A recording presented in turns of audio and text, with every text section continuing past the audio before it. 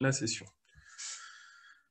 Voilà, donc ce webinaire est organisé dans le cadre du programme Habitants Jardiniers de Brest Métropole. Le but de ce programme, c'est d'inciter les gens à mieux accueillir la biodiversité dans leur jardin, dans la ville, dans les différents espaces, et de vraiment prendre en compte cette notion-là et d'essayer de mieux la comprendre et de l'améliorer.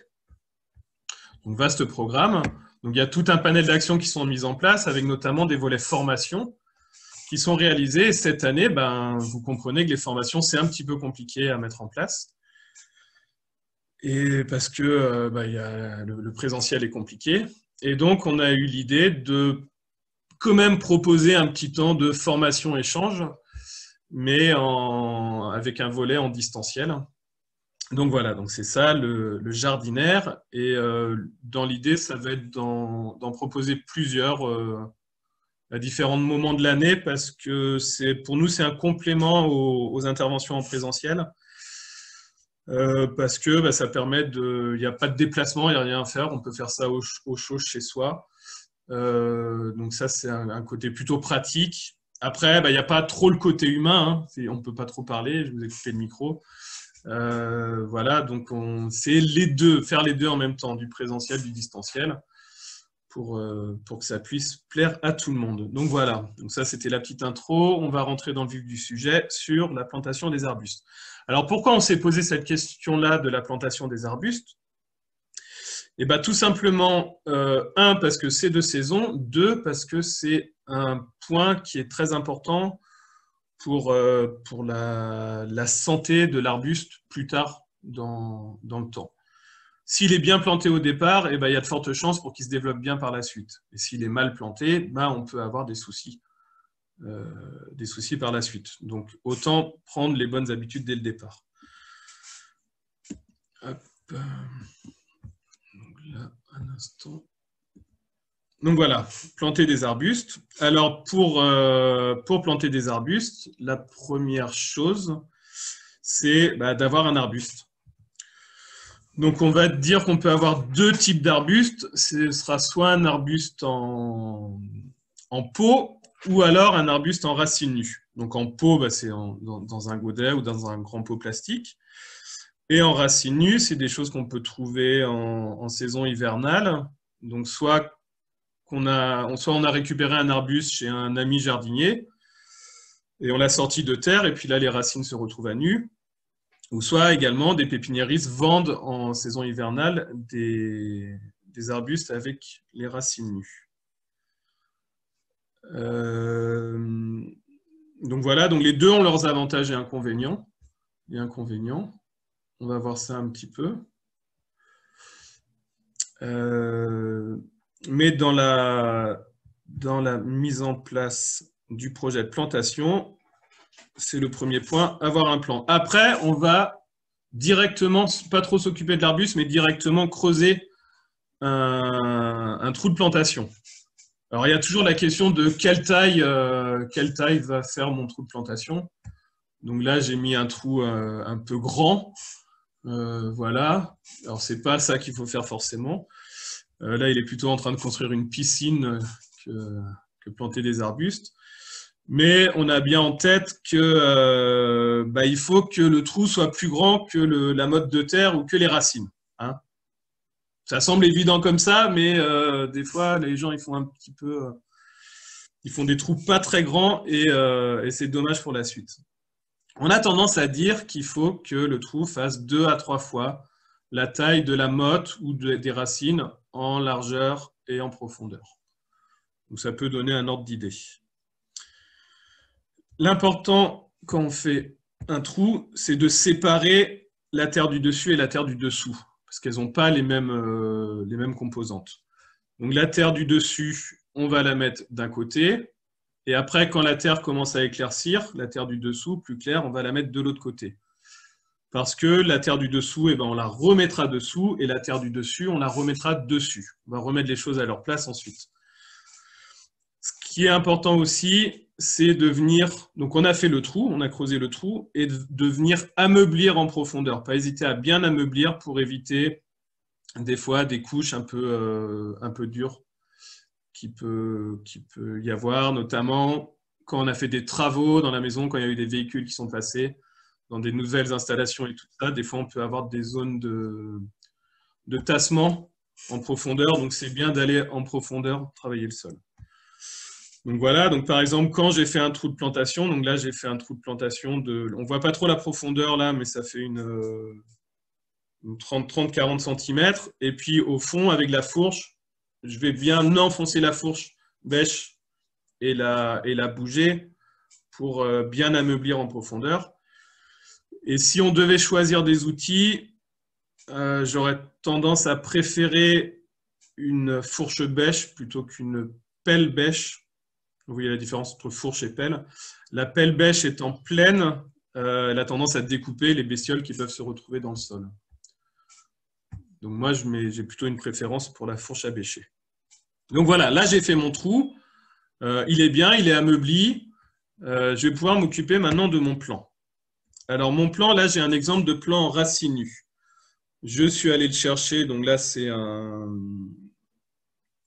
cassis, c'est un groseillier. Que je suis allé chercher dans un coin du jardin. Il était à l'ombre, il ne se plaisait pas trop, et donc je vais le changer d'endroit. Donc j'ai arraché mon plan du sol, et on voit qu'il y a des endroits où les racines ont été abîmées. Hein, c'est sûr, quand on retire un plan du sol, on ne va pas réussir à avoir toutes les racines. Donc certaines vont être abîmées. Dans la préparation du plan, on a une technique qui s'appelle habiller le plan. Et en fait, on va enlever toutes ces parties abîmées. Si on a des parties de racines abîmées, on a un risque de développement de maladies dessus. Donc, il vaut mieux les couper. Hein, là-dessus, c'est clair et net. On va trancher sur la question. On coupe les racines qui sont abîmées. Quitte à couper, s'il faut couper les 3/4, on coupe les 3/4. On sacrifie de la racine. Le plan va peut-être reprendre moins vite, mais il sera en meilleure santé par la suite. Donc, pas hésiter à couper. Donc, tout ici, c'est abîmé, donc on va couper. Là, il y a le sécateur qui est positionné pour couper. Et puis, tous les petits bouts de racines, aussi, toutes les extrémités, on va les rafraîchir en coupant. Donc, ça donne ça, par exemple, sur une table. La première photo où on a la racine qui est abîmée. La deuxième, je place mon sécateur pour montrer où je vais couper. Et la troisième, on voit la coupe qui est bien nette. Donc, c'est ça qu'il faut chercher à faire, avoir des coupures sur les racines qui sont bien nettes. Et de cette manière-là, ça va pouvoir facilement cicatriser. Voilà, donc ça, c'est pour mon plan en racine nue. Pour un plan en conteneur, en pot, normalement, il n'y a pas trop de difficultés, sauf des fois où quand on sort la motte du pot, on a ce genre de choses. Donc là, c'est un peu à l'extrême. Mais on a les racines qui se sont enroulées au fond du pot. C'est un plan qui est resté trop longtemps dans le pot. Les racines se sont développées. Mais comme elles n'avaient plus d'espace où sortir, où se développer, elles ont fait ce qu'on appelle un chignon. Et ça, c'est très, très mauvais pour le développement du plan. Là, le plan, il est très, très mal parti. Et il est vraiment important de déchignonner, c'est-à-dire couper les racines qui ont commencé à tourner en rond. Parce que sinon, si on prend ce plan-là et qu'on le met directement en terre, il va très mal pousser parce qu'il va avoir l'impression que son monde se limite à son pot. Même si on a enlevé le pot, il va se limiter à un petit espace et pas se développer. Donc là, dans un cas comme ça, on va venir couper toutes les racines qui ont commencé à s'enrouler sur elles-mêmes. Donc pas hésiter à couper, ça redonne un meilleur départ à la plante. Donc après, on a une opération qui s'appelle le pralinage. C'est en fait, on va faire un peu de boue et on va mettre les racines des plantes à tremper dedans. Donc pour faire un pralin, il y a plusieurs recettes qui existent. Hein. Il y en a des compliquées, il y en a des plus simples. Alors une recette simple, c'est de prendre de la terre de jardin, de prendre du compost du jardin et de prendre de l'eau du jardin, si on en a. Et puis aussi, on peut mettre un peu de purin d'ortie avec, par exemple, mélangé à l'eau. Donc l'idée, c'est de faire une boue en mélangeant la terre de jardin et le compost. et faire une boue. Alors, le point de repère un peu, c'est d'avoir quelque chose qui ressemble à une pâte à crêpes. Et donc, on remue, on fait une petite bouillasse qui ressemble à une pâte à crêpes, et puis on va tremper les racines dedans. Et là, on peut laisser les racines dedans toute une nuit, par exemple. C'est pas gênant. Il ne faut pas hésiter à laisser un moment assez long. Donc, on peut préparer ça le soir et mettre à tremper dans la boue toute la nuit et planter le lendemain. Donc voilà, donc là j'ai préparé mon plan, j'ai réduit les racines, j'ai les racines qui sont dans de bonnes conditions pour se développer.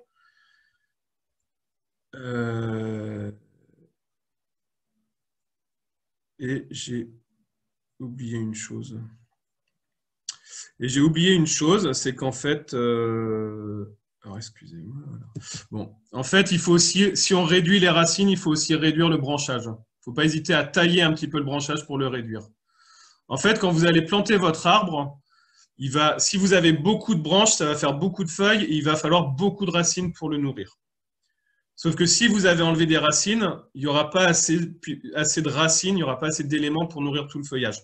Donc, n'hésitez pas à rabattre la végétation également, de la même manière que vous avez rabattu les racines. Plus vous coupez de racines, plus il faudra couper de végétation pour avoir quelque chose d'équilibré. Donc voilà, donc on retaille le plan de manière à ce qu'il soit plus petit. Et ensuite, on va pouvoir planter. Donc, on remet au fond du trou de la terre qui est un peu plus claire, la terre un peu plus pauvre. Et si on a un arbuste qui va partir en tige, faire un tronc qui va monter en hauteur, on va, surtout si on est dans des zones un peu ventées, on va lui mettre un tuteur. Alors, il y a plein de manières de mettre des tuteurs, et deux grandes manières, c'est de mettre un bâton à la verticale, et puis sinon un bâton incliné. Le bâton incliné, il donne un peu plus de liberté à l'arbre.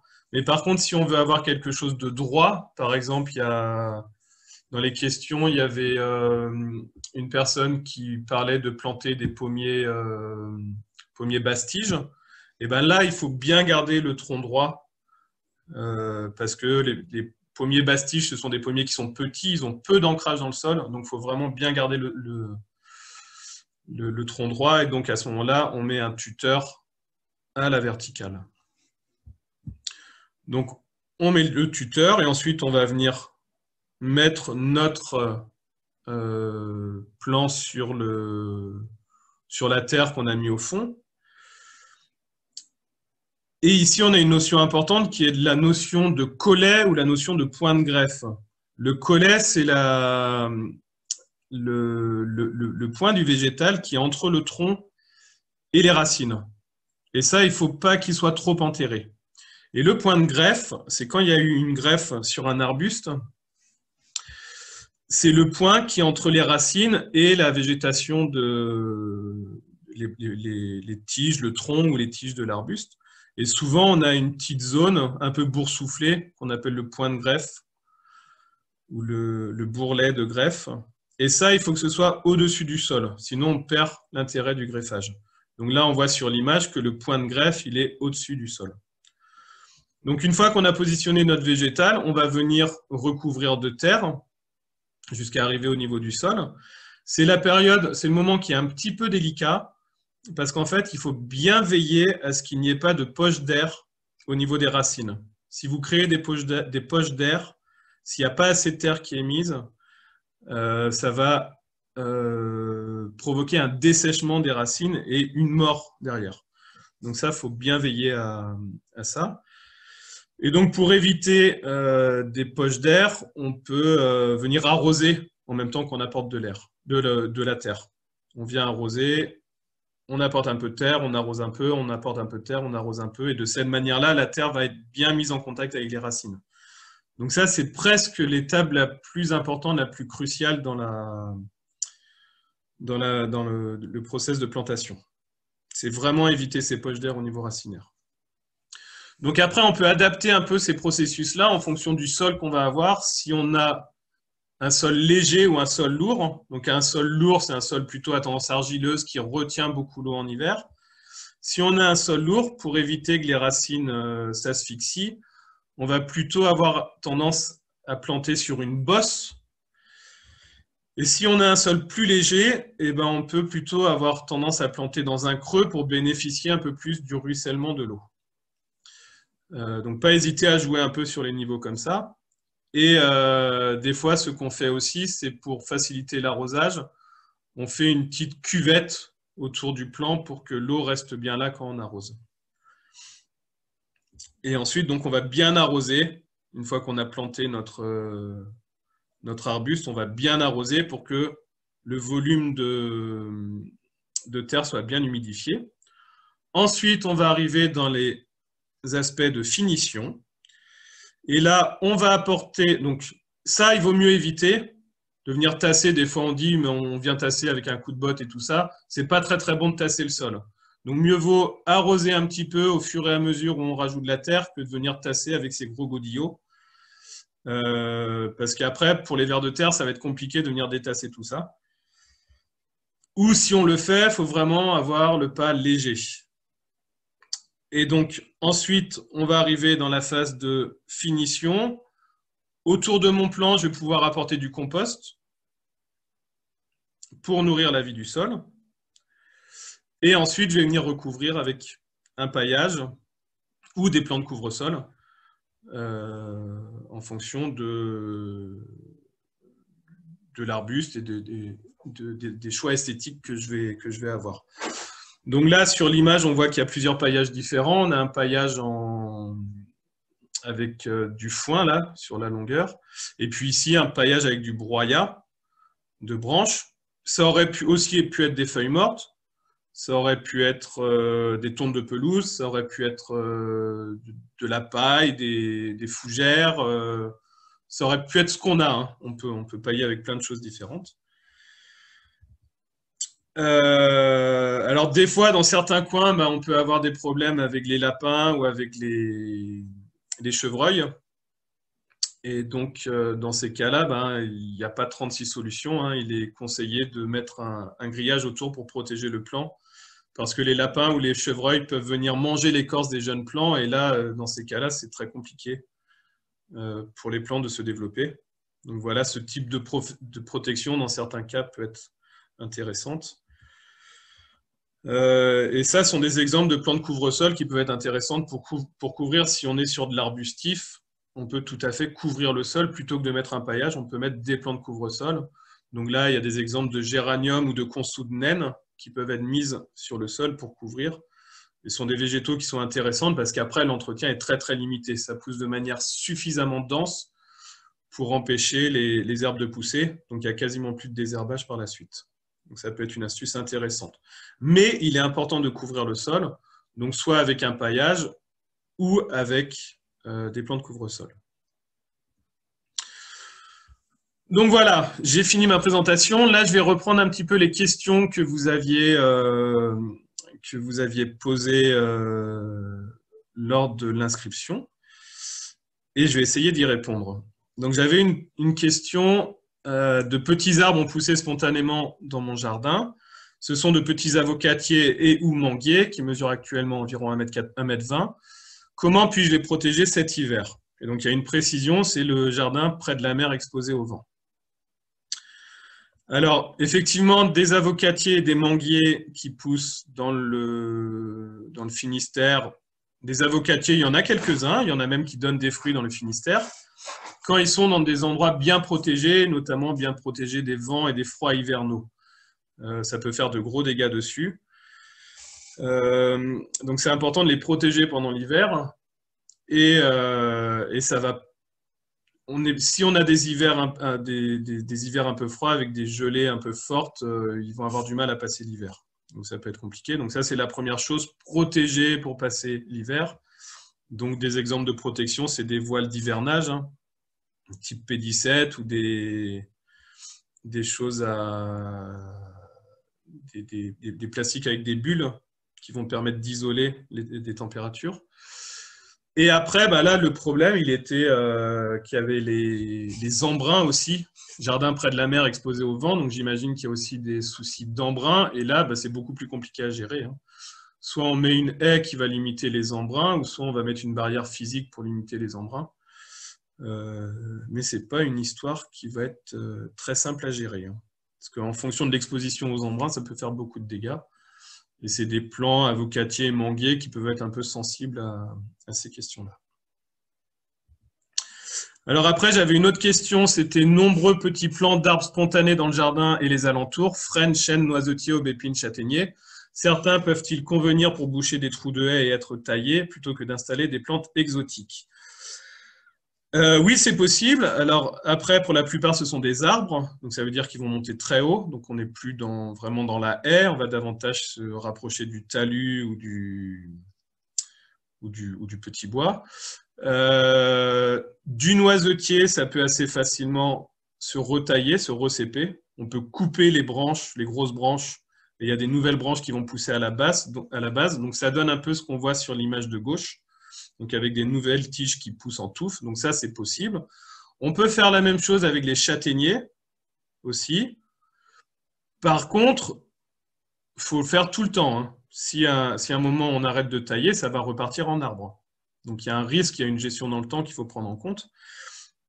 Et sinon, on peut récupérer aussi des petits plants dans la nature qui peuvent être intéressants pour la biodiversité. Là, j'ai mis une photo de fusain d'Europe qui est en fruits en ce moment, là, avec des fruits qu'on appelle bonnet d'évêque, qui est très intéressante pour la biodiversité.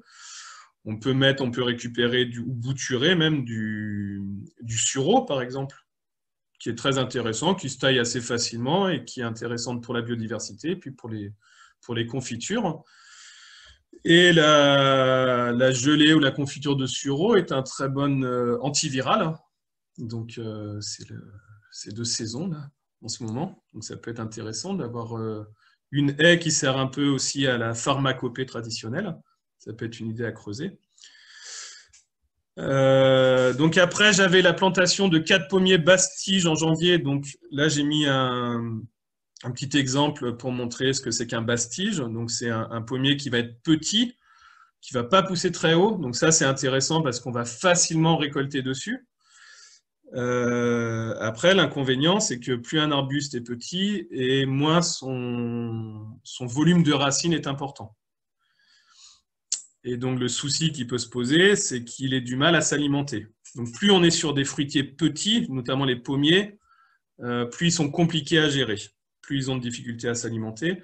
Et puis surtout, ils ont besoin d'être tenus. Les racines ne les tiennent pas suffisamment. Donc là, il faut vraiment un tuteur, voire même des fois les palisser, les tenir avec des systèmes de fixation pour qu'il, sinon, il a tendance à suivre le vent, on va dire, et à se pencher jusqu'à toucher terre.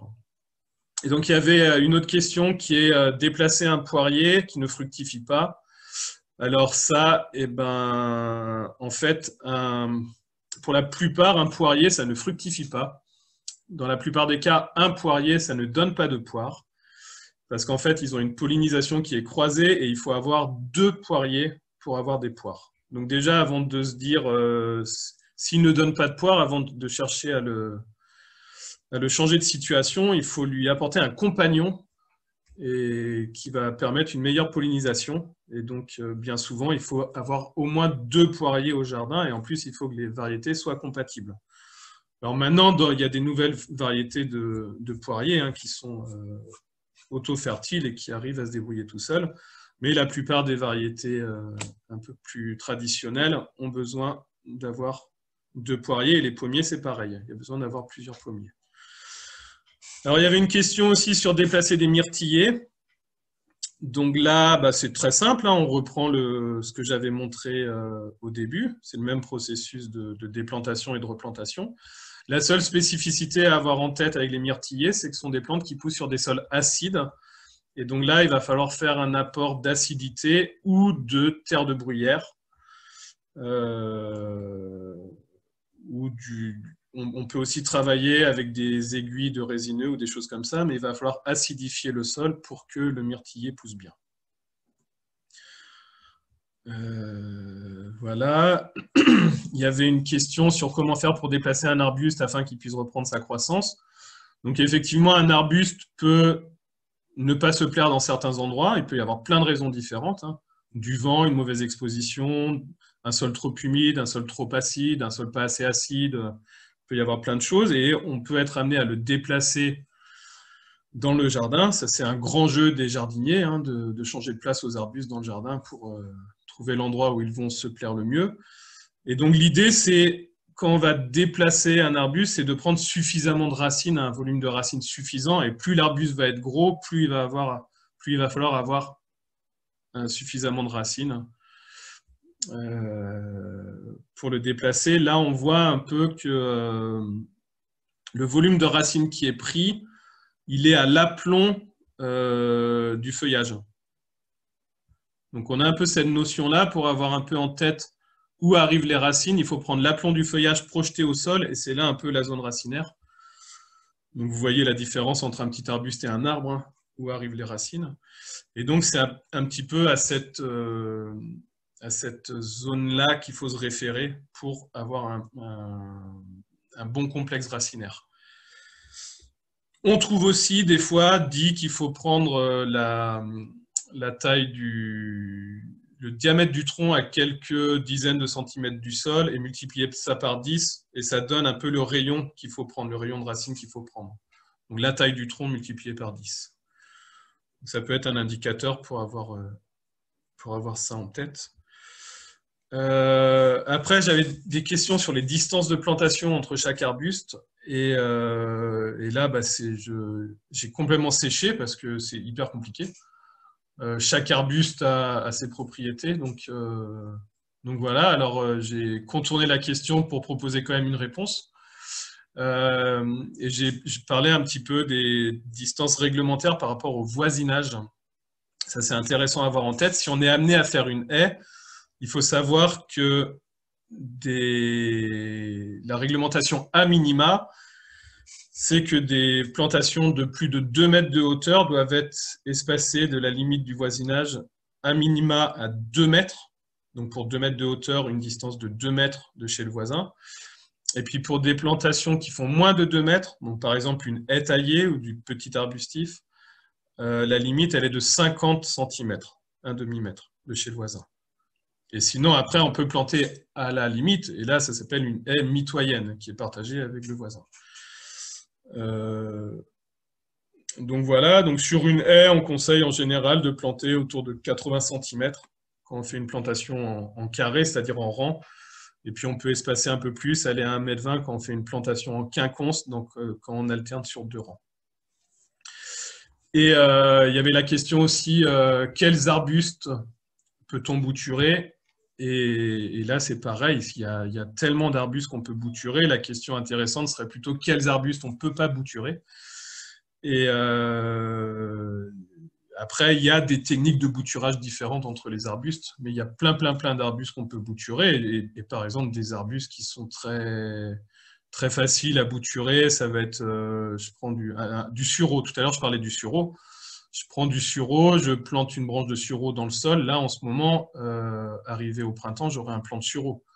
C'est très simple à bouturer, hein. Les rosiers, c'est facile à bouturer. Les hydrangeas, c'est facile à bouturer. Et il y en a d'autres, par contre, qui sont compliqués à bouturer. Par exemple, c'est le noisetier, c'est compliqué à bouturer.